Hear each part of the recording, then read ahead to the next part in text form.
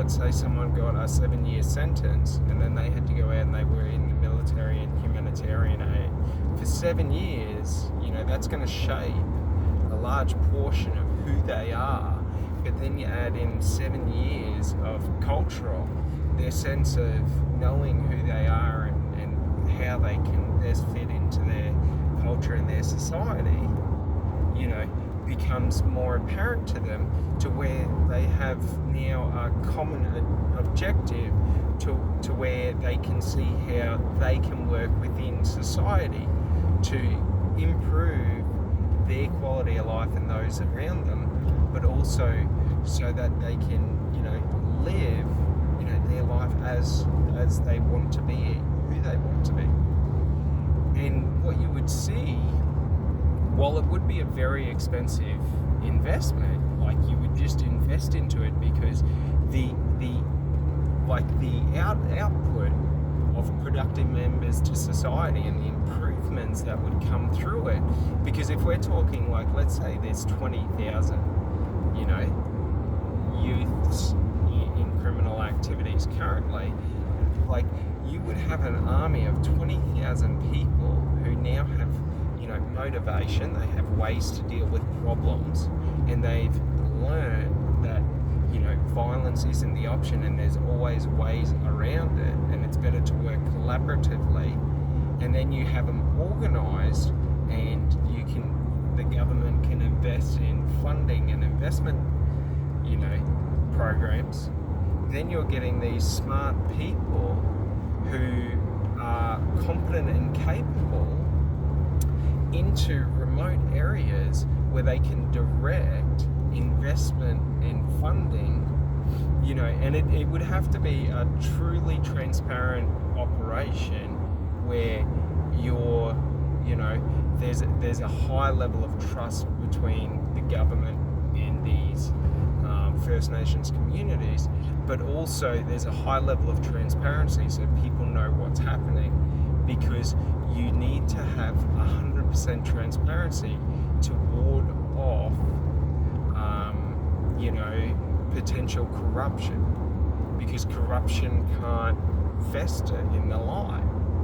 It's too obvious. So the thing is you would have it as a public investment program, and you would just have 100% of the data. All the data would just be 100% accessible through a database. So you could see where the money went to, how it was utilized, and it's not to the point of you want to control for maximum efficiency. It's that you just want to be accountable of where the money's going from, and you want to have a case-to-case basis where you're looking at the individual merits of each of them, and you're working, and this is where the government would have to, have a high level of trust, because the aim isn't for, efficiency, but it's for the impact. And you would always have to have the approach of trusting that the best outcome can happen, because you have to invest freely into these communities to get the true benefits from those communities. Because when you invest freely and you trust in the communities on self-governance and knowing what's important for their community and how to move their community forward, what you're going to do is you're going to build skills and abilities within those leaders, but also you're going to open through the creation of optimism and positivity, you're going to create a lot of opportunity for creative invention, where people come up with new and creative solutions to solving community-based problems. And that's what you sort of want to instill, because if you can do that, what would happen is people start to align and become unified towards reaching common goals. And when you have that, then you have the maximum potential of that community, because there's no wasted energy on infighting or on disagreements. But the problem is when you're trying to control and manipulate a population, it's very, very useful to have that population disjointed and sort of divided along different lines. Like, the key thing to understand in life is that everyone wants the exact same thing in life, and that's the freedom to live the life that they want to live. So, be it, First Nations, tribes or communities, or be it, Anglo-Australian communities, they all want the same thing, and that's for the government to leave them alone and let them live their life, and to be able to live in a safe community where there's opportunity, there's abundance of resources, there's safety in the community, there's connection, there's activities and places to go around, there's they can experience and see, they can travel to other communities and experience and see. So we got to understand, like, our cultures don't separate our true desires in life. Our cultures are just the behaviors and traditions and beliefs that we use to get us through life and help us to understand and work through life. So, like, if we take, for example, First Nations and their traditional beliefs, these are just beliefs that for tens of thousands to hundreds of thousands of years were just common held truths.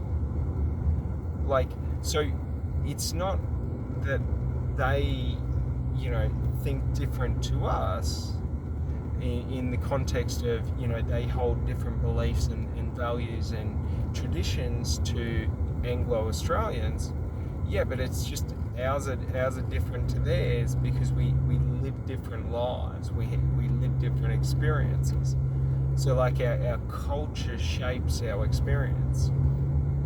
Because I would be, like, I would assume, it's never good to assume, but I would assume that, for me walking through a forest, and for a First Nations person walking through that same, forest or bushland in Australia, would have completely different meanings.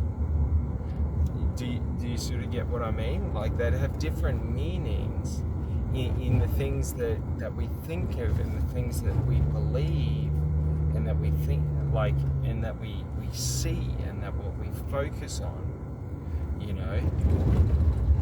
and that's an important thing to understand, because it's not that there's anything different between those two views.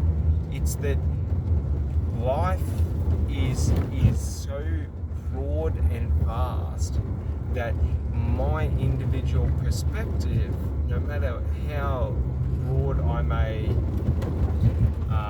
think it is, I'll just let this guy pass, but no matter how broad I think it is, I will, only ever capture a very, very small portion of,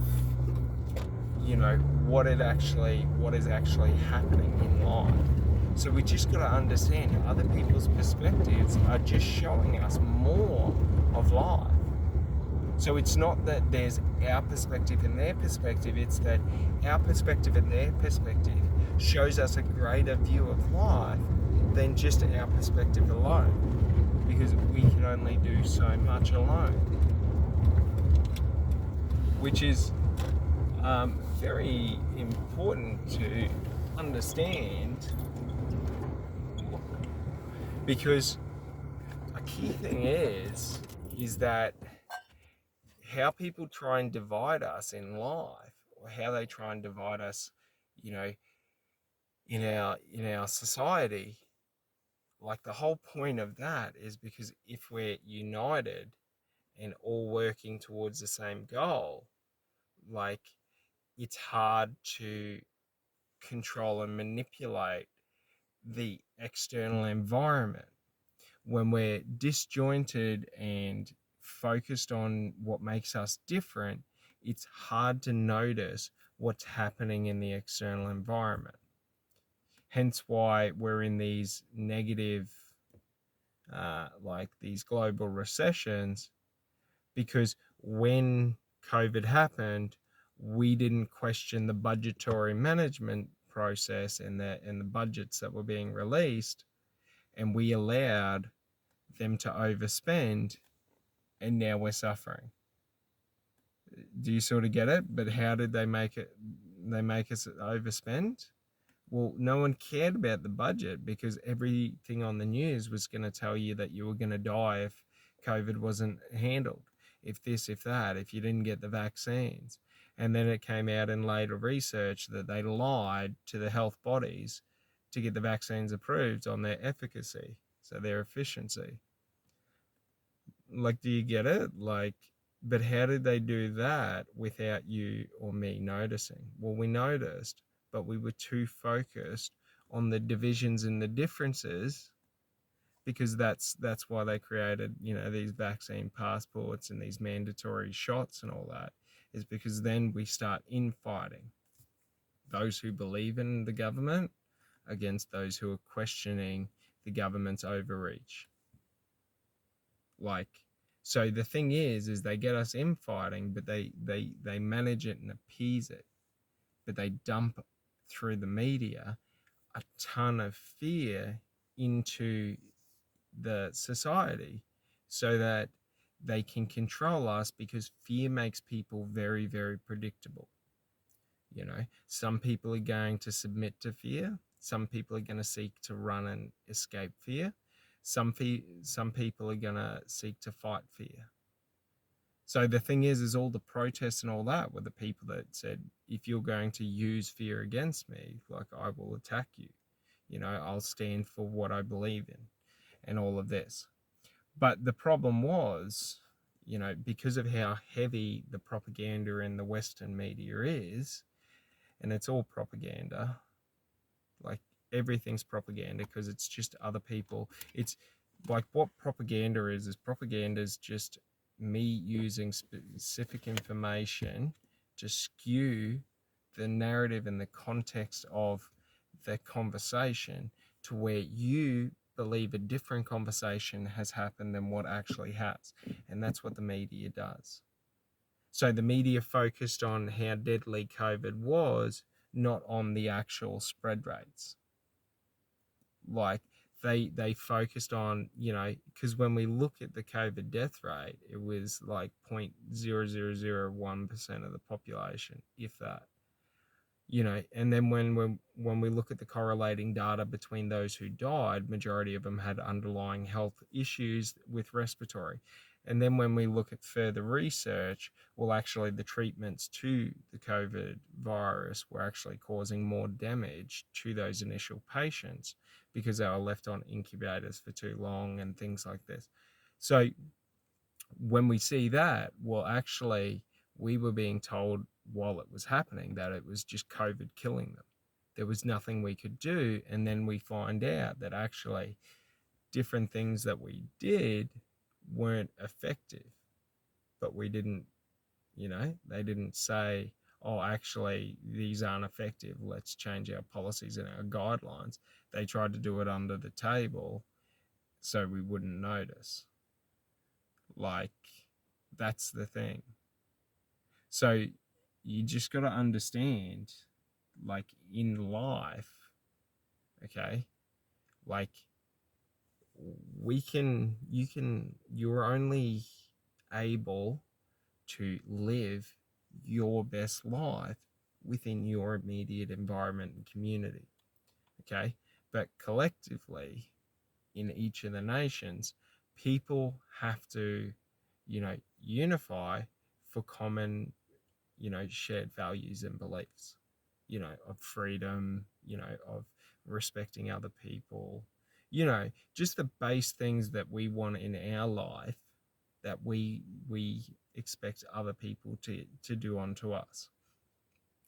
Because for too long have we allowed the governments to dictate the power and the control. And we see, especially in Australia, look at all the laws and legislations that are being released that, are coming down and, overstepping and oppressing people. For example, we're not allowed to have, mouth tobacco in Australia because they don't want to promote more tobacco products. So it's illegal to buy mouth tobacco in Australia. When in Sweden in the 1970s or 80s, they did studies when they first released mouth tobacco and it decreased smoking by 70%. And then they did further health studies and found that because there weren't smoking, they were, increasing like lung capacity and things like that. And they weren't seeing the decreases in the lung capacity, while increases in oral cancer and things like that and oral hygiene decreased. You know what I mean? So the thing is that like you got to understand, why is tobacco legal? Because if they tried to take it away, people would want uproar, but also like they're making so much money from it.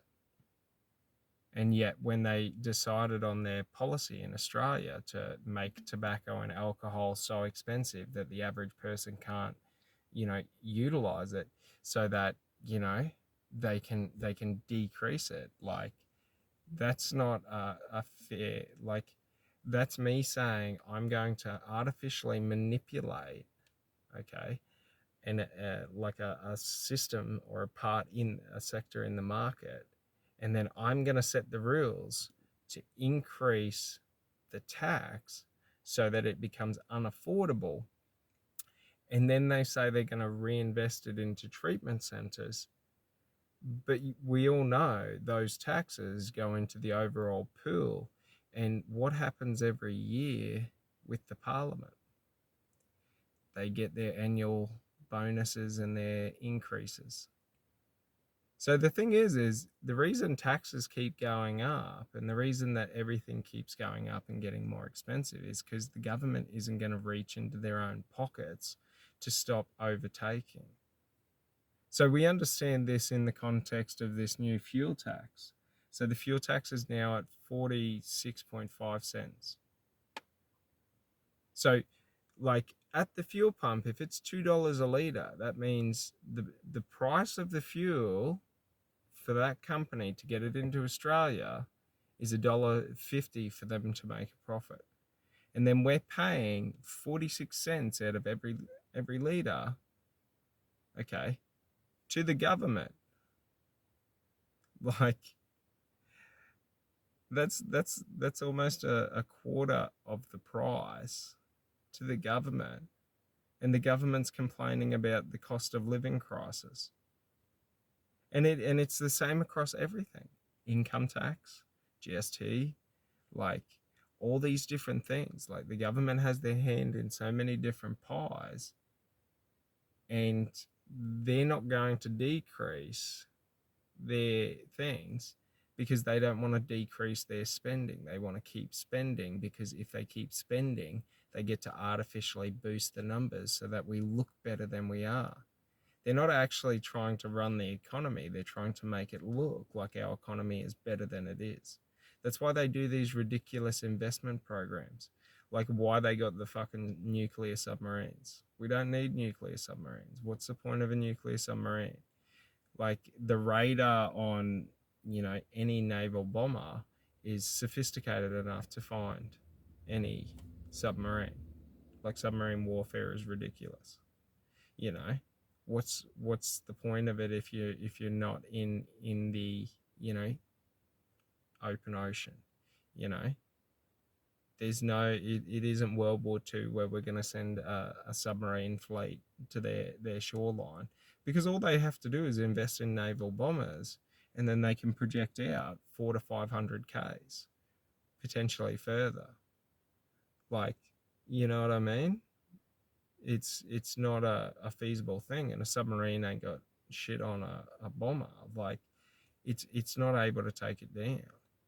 Like, they don't have surface-to-air missiles, I don't think. I doubt these ones will. But the thing is right, our government keeps overinflating the economy to make it look better than it is, so that the better it looks, the more they justify taxing. That's the thing.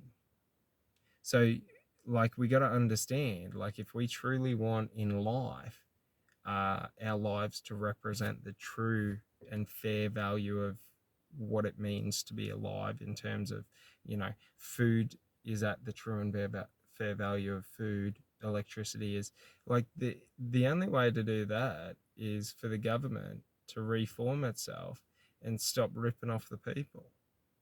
Like, that's just that. Like, you know what I mean? And then, counter to that, the people have to invest into the nation. Do you get it?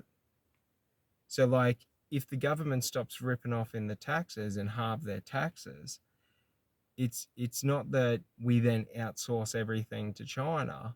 No, it's that now that the prices are actually fair and reasonable, let's invest into making companies and businesses and sectors in Australia and manufacturing and all this production better than it like was, as good as it can be.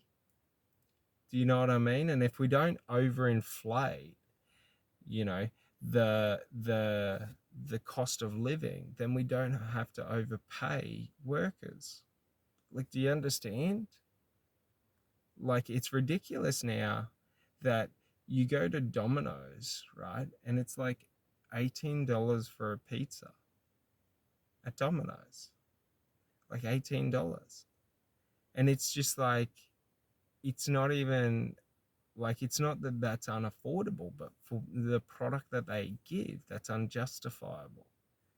They haven't dramatically increased the quality of the product to a point where they can justify